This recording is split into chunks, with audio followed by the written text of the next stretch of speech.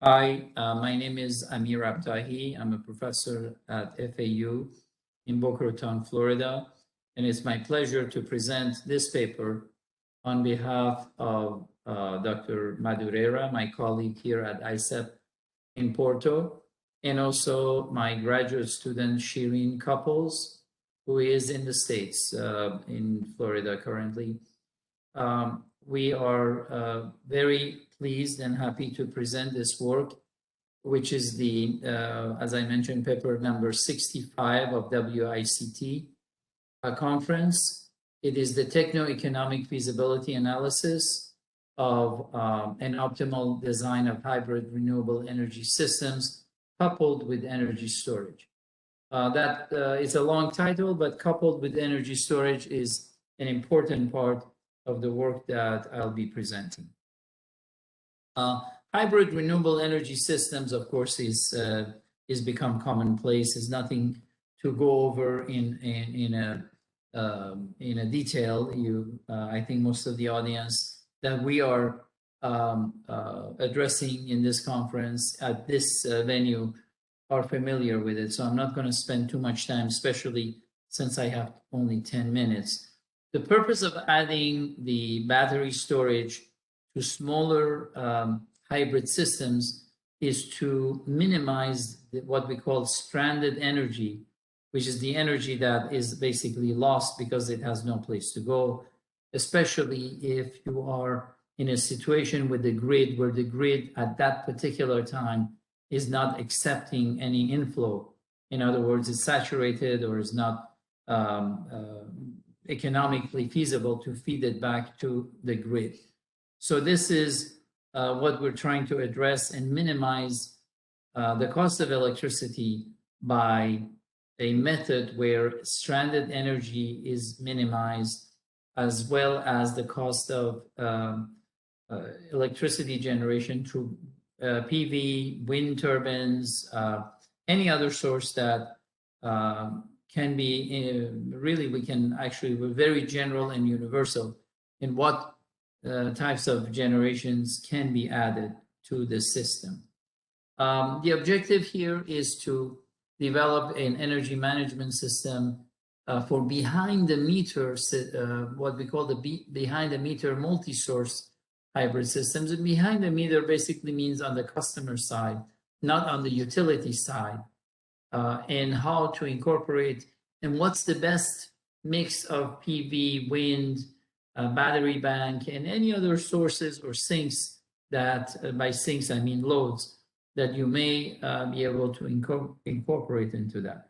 We are now taking our next, this is something that I should probably address later, but in case we don't get to it, we are now addressing a much more universal model where any of the sources and sinks can be basically modeled as such as the battery, which is both we can be a source and it can also be a load. So in this diagram of a system model, you can see that on the left-hand side, we have the grid with its generation and load and its own energy management system. And on the right-hand side is what we call behind the meter system, where we have the PV, we have the solar, I'm sorry, we have the wind, and also we have the battery bank, which is unique in the sense that it can be load and it can also be source.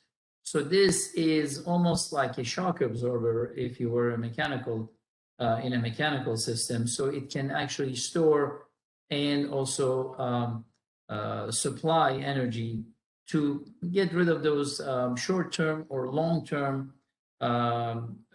changes to supply or load. One of the things that you need to do, of course, when you build a model is to build the component models, the systems and the equations that you need for each subsystem. On a nanogrid like this or on a small system like this, the load must be met by the grid, by discharge of the batteries, by the PV, by wind, and you can actually add many other sources or flexible sources such as battery, which can all be, again, a source or a load. And so each one of these subsystems, the solar, the wind, the batteries, each one of them needs a subsystem model so that we can then incorporate all of them and put them in a optimization function for the entirety of the system. I mean, these are examples. I'm just putting two on because we are limited on time, but the wind, of course, wind power being a function of wind velocity to the cubed, etc., and all the corrections that come with that, with density and efficiency of turbines and so forth. All of that will be incorporated in a much more robust way than we are presenting here. This is a very generalized depiction of the model at this point. A battery model, for example, will include state of charge, state of discharge characteristics, the limitations, how low can you go on the state of charge without harming the batteries, what are the manufacturer requirements on every one of those components, and how to put that into the overall optimization. So even though each component is relatively simple, when you put all of this together and combine it with the statistical analysis required for solar generation or wind models, then it starts to become a little bit more complex, but really not difficult. I mean, these are not difficult modeling tasks. The solutions will require somewhat more advanced solution techniques, but nothing too complicated because it's all a bunch of subsystems where each one of them is relatively simple. Again, the optimization of the cost of electricity is really to minimize the stranded or lost energy in these small subsystems, and also to be careful not to overproduce or underproduce and be balanced. The famous saying is that the grid is always balanced between load and generation, and you need to keep that in mind at all times. Optimizing the efficiency or the investment part of this is to consider the net present value optimization techniques that are so prevalent right now, and use net NPV, net present value analysis, to make sure that all of these systems together are cost effective and have a good payback at the end of the day. That is also a big part of this. One of the things that I need to mention, and it's not clear from all these slides, I mean, we only have a few slides for our 10-minute presentation, is the cost of non-energy and non-direct costs, such as pollution, carbon, and all of those can be included and are included in the overall model that we have here. So it's a very universal model with simple in each step, but overall taking care of a lot of issues.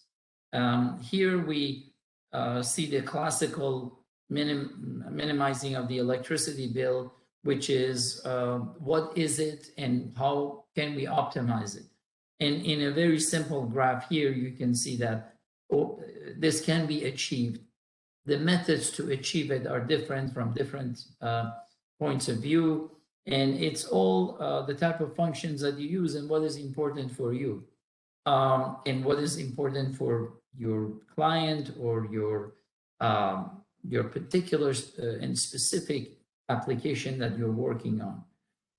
Energy management, again, in this particular graph, you can see that we have the cost and the kilowatt generation of wind, contribution from battery, contribution from PV, and how all of these work together to help us develop an energy management system.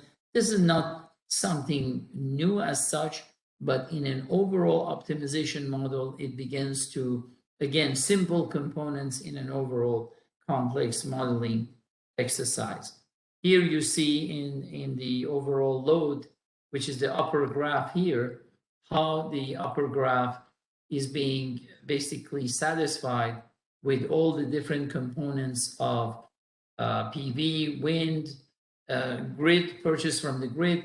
And then on the lower side, on the negative side, those are loads that you basically the battery storage provides for you, so that there is no stranded, sorry, I didn't mean to go to the next graph. So the stranded energy is minimized. So again, all-encompassing, straightforward, but includes many, many components.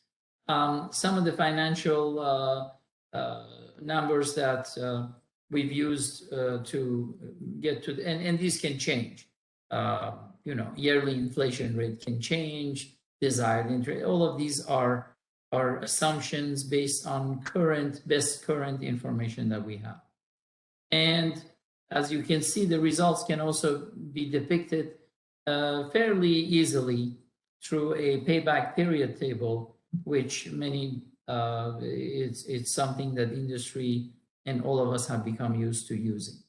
Again, it is my pleasure to present this. I hope that you can get in touch with us with any of questions that you may have.